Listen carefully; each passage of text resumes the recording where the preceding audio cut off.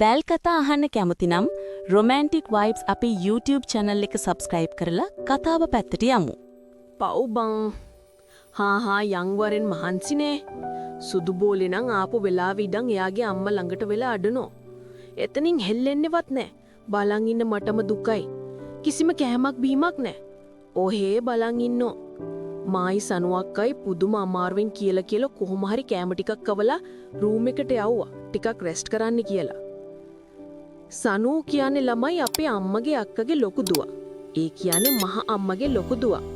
අපේ අයියගේ වයසෙමයි නම සනුලි විහස්නා. හරිම චාම් ලස්සනක් තියෙන හරි අහිංසක ගෑනු ළමෙක්. එයාගේ රූපේ ගැන කිව්වොත් සුදු සාමාන්‍ය කෙට්ටු ඇග. ඉනට ටිකක් පහලින් තියෙන කොණ්ඩේ. හරි චාම් අහිංසක කෙනෙක්. ඒකටත් එක්ක හරියන්නේ එයාගේ නංගි. මතක් වෙද්දිත් සසර කලකිරෙනෝ. කෙනෙක්ට එම කියන්න හොඳ නෑ තමයි. ඒ උනාට පිස්සු හොන්තුව දැක්කාම බඩත් එක්ක දගලනවා. නමින් සනේෂා අනුත්තරය වන ඇය හිතන් ලෝක රූරජිනිකේදයි. මගේ වයසෙමයි. කොයි විලෙත් මේකා පුලාගෙන ඒ මදිවට කොටට කොටේ ඇඳගෙන බෝරුවට පශ්වෙන්න දගලන මල විකාරයක්. රෑකට එම දැක්කොත් නූල් බඳින්නත් වෙනෝ.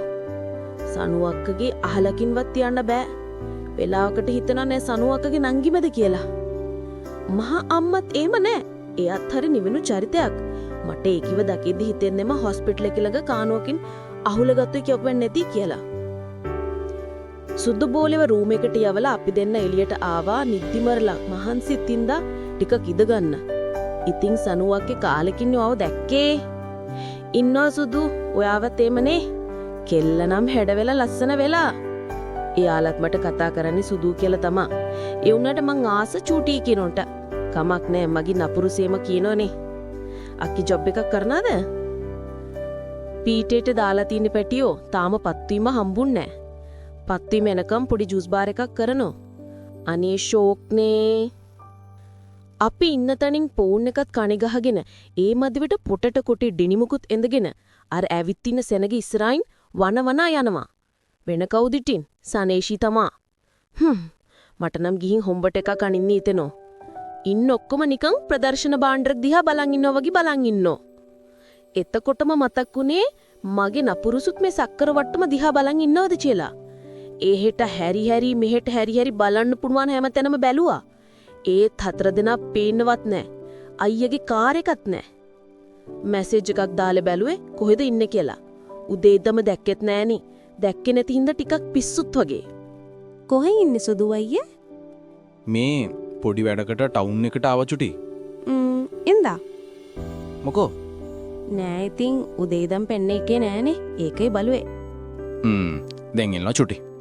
හරි පරිස්සමට එන්න. බුදු සරණයි. අම්මෝ දැනුයි එකට ලේ ටිකක් කිනුවේ. නැත්තම් එම මේ සක්කර වට්ටම දිහා බලන් ඉදි. පිස්සුද සාවි ඔයාගේ නපුරුසේම කොල්ලෙක් නෙමෙයි. මටත් පිස්සුද මණ්ඩ මගේ නපුරුසේම නෑ. ඔලුවට ටික ගහගෙන සනුවක්ක දිහා බලද්දිනෝ එයා ඇස් දෙකත් ලොකු කරන් මන් දිහා බලන් ඉන්නවා. මාත් ඉතින් ගොන් හිනාවක් දාලා සනුවක්කවත් ඇදගෙනම ජෙට ගියා. හැබැයි මේ සාවිගේ කෝලම් හැමදේම දුරට වෙලා තව ඇස් දෙකක් බලාගෙන හිටියේ. හෙට තමයි ෆියුනරල් එක. ඒ හින්දා කට්ටිය හෙනට වැඩ. අපිත් තියෙන වැඩවලට උදව් කර හිටියා. එතකොටම තමයි අයියලත් ආවේ. මං සනුවක්කවත් ඇදගෙන එළියට දුවා. දුවගෙන යද්දි සනුවක්කවයි මාවයි ගිහින් වැදුනේ අපේ මෝඩ අයියගේ ඇඟේ. මේක මේ එක කුස උපන් නංගි වල්ලා ගන්නේ නැතුව අල්ලගත්තේ නැත සනුවක්කව. මාව වැටුනේ නැත චූටි පස්සත් බිම ඇනිලා අර සැනගේ ඉස්සරහා. ලැජ්ජාව බාල්ඩියෙන් නෙමෙයි බේසමෙන් එකයි සාවියෝ. එතකොටම දුවගෙන ආවේ මගේ නපුරුස්. චූටි මොකි උනේ? මම මේ පොළව හයියද කියලා බලුවා. ඇයි අකෝ ඔච්චර වැටලා ඉන්නව දැක මගෙන් අහනවා මොකේ උදේජියා? ගස් ගෙම්බා. කොයින්ද කියලා නපුරුස් අත දෙද්දි මට ඕන්න මට පුළුවන් කියලා අතත් ගසලා නහයත් පුම්බ නැගිට්ටා. අඩේ අප්පා නැගිටලා බලද්දි අපේ මෝඩ බූරුව තාම සනුවක්කව අල්ලගෙන ඉන්නලා. නිකන් රෝමියෝ ජූලියට් වගේ. පුහ්. අර මොකෙටද මන්ද වඩා ලොකු ඉලුනේ ළමයි ඊරසියාව? ඊරසියාවට වඩා තරහයි මට ඇයි අකෝ මාව අල්ලගත්තේවත් නැහනේ. අල්ලගන්න බැරි වුණා කියමුකෝ. නිකමට බලුවද යාගේ දයාබර ආදරණීය සුදු නංගිට මොකද උනේ කියලා. ඒත් නෑ. හිටපන්කෝ කරන්න කියලා. දෙන්න ඉන්න තැනට ගියා. තාම මුන් දෙන්නගේ දිහා බලාගෙන ඉන්නවා. ඒ දෙන්න හම්බුනේ අවුරුදු ගානකින්. මට මතක විදියට අවුරුදු 10කින් විතර. මොකද යාලා රත්නපුරේ පදිංචියට ගියානේ. ඒමයි කියලා මේ මල ගෙදර මැද්දේ මගුල් ගෙවල් කරන්න ඕනේ නෑනේ. කෑ. ඔයාලා දෙන්න ඇස් දිහා බලාගෙන මොකක් කරි භාවනාවක් කරනවද? නෑ මේ සුදුහි සනුලි වැටෙන්න ගියා ඒකයි අල්ලගත්තේ. ඇත්තද? එයා විතරද වැටෙන්න ගියේ? ඇයි? ඔයත් වැටුණාද? අනේ නෑ. මම පොඩි කාලේ වගේ බඩ ගන්න ආසි හිදිලා බඩ ගෑවනේ. සනු අක්කනම් ලැජ්ජාවටම බිම බලාගෙන ඉන්නවා. මේක දෙන්න සුදුහි මාම ගෙන්න කිව්වේ. ඉතින් මට දෙන්නේ. තමුසට ගෙන්න කිව්වේ තමුසෙම දෙනවා. මං තමුස ගැන පස්සේ බලා ගන්නම් කියලා අයියාගේ බඩටත් එකක් ගහලා ගස්සගෙනම මෙහි එනවා යන්න කියලා සනුවක්කවත් අදගෙන ආවා. හවස් වෙලා පිටිපස්සේ කට්ටියම පුටු තියාගෙන පොඩි කයියක් දාගෙන හිටියා. කට්ටිය කියරණේකින් මායි නපුරුසුයි සනුවක්කයි සනීෂයි අපේ අයියයි දිනුෂ් අයියයි ආමන්ත අයියයි තමා අනේ ළමයිනි උදව්වක් කරන්නකෝ. මොකටද අංකල්? ඕනම සෙට් එකක ඉන්නවනේ ඇදගොන නානෙකි. මෙතනේ චරිතට උපරිම දායකත්වය හා සාධාරණයක් කරන්නේ අපේ ගොන් දිනුෂ් අයියා තමා. රැට ගන්නේ ලුවානු වගේක් තිනෝ නිකන් ඉන්න එකේ සුද්ධ කරලා කපලා දෙන්න පුළුවන් දෝ ළමයිට. පුළුවන් අංකල්. දිනුෂ් අයියා එහෙම කියද්දි මන් රැව්ව රැවිලා ආයෙතින් පිච්චිලා යන්න. මොකෑ සුදුනන්ගේ රැව්වන්නේ? කවුද රැව්වේ? පෝ. අනේ මට නම් බෑ ලුවානු සුද්ධ කරන්න.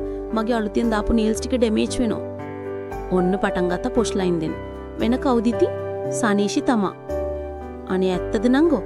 ඒනම් උඹරයට කන්නත් එපා. නීල්ස් ටික ඩැමේජ් වෙනවනි.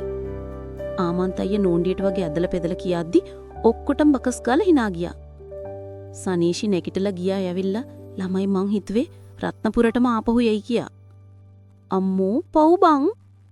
ආයෙ අපිත් එක පොෂ් ලයින් දාගෙන එන එකක් නෑ. මං හිතුවේ ගේ යෑමට ගෙදරම යයි කියා.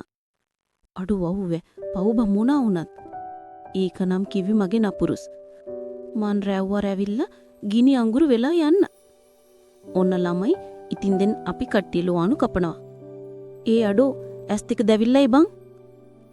දැවිල්ල දයියේ මම බෑ කියන්න රැව්වම මුකෑ සුදුනන්ගේ රැව්වන්නේ කියලා ඇහුවා.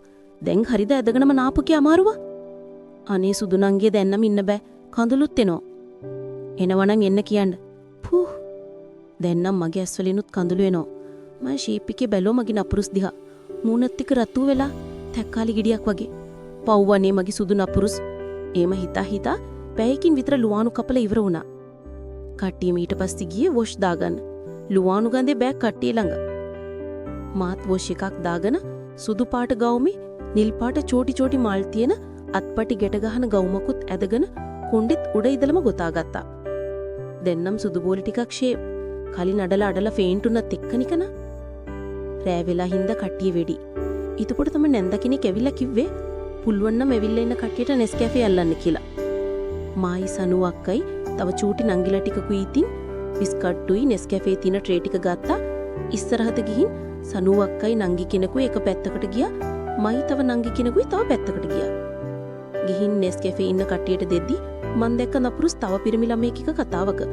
ඒ මදිවිට මන් දිහා බල මොනාද කියනවා. එහින් නපුරුස් මට රැවනවා. මේ කවුද මං අර නිලුයි සුදුයි ගවුමක් එන්නන් තේ අල්ලන්නේ? දන්නේ මචං. ඇයි ඒ? නෑ බං මං ඊයේ ඉඳන් බලන් ඉන්නේ. මාර ලස්සනයිනේ. එහෙම කියනකොට නපුරුසුට මාරයා ආවේශ වෙන්න වැඩි වෙලාවක් ගියේ නෑ.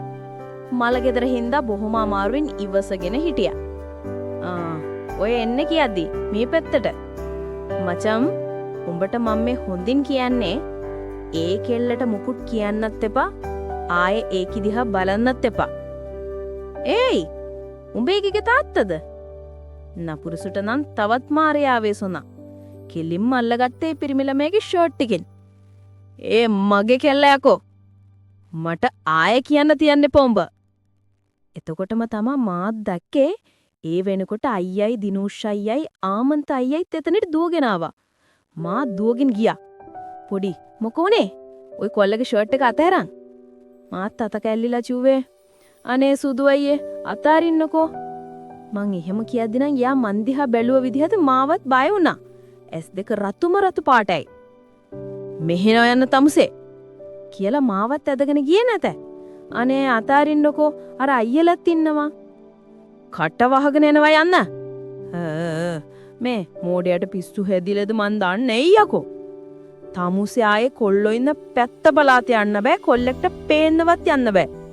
තේරුණාද තමුසේට? ඉතින් මං ගියේ නෙස්කැෆේ අල්ලන්නනි. මං ඇහුවේ තේරුණාද කියලා. ඕ ඊයේ තමා ඔච්චර තමා දන්නේ. තියෙන ඊරිසියාව. දින දෙකක් එසේ ගෙවි ගියේ ෆියුනරල් එකේ වැඩ අවසන් වෙමින්. අපිත් ගෙදර ආවා. මොකද මේ දවස් කිය මෙහෙනේ. ඒත් සුදු බෝලේ නම් ආවේ නෑ. එහෙ වැඩ බලා ගන්න ඕනේ කියලා. මං නම් ආපු වෙලාවේ ඉඳන් කරේ හොඳට නිදාගත්ත එක. මේ මල ගෙදර හින්දා මට මගේ අතිජාත මිත්‍රපරාණ තුනත් අමතක වුණාහා. කට්ටියත් එක්ක පොඩි chat එකක් දාගෙන ගියේ එළියට යන්න හිතාගෙන. සුදු ඔන්න ඉතින් අපේ ගෙදර ඉන්න අලි හරක් මෝඩ බූරු පෙටිය කුංචනාද කරනවා. ඕහ් එළියේ මෙතන එතල වාඩි වෙනවා කේ. ඒ මොකටද? මගේ යකා අවුස්ස ගන්න නැතුව මෙහාට එනවද? අයියා තරහාරන් වගේ එම කිව්වට මොකේ? hina වෙලා තමයි කිව්වේ.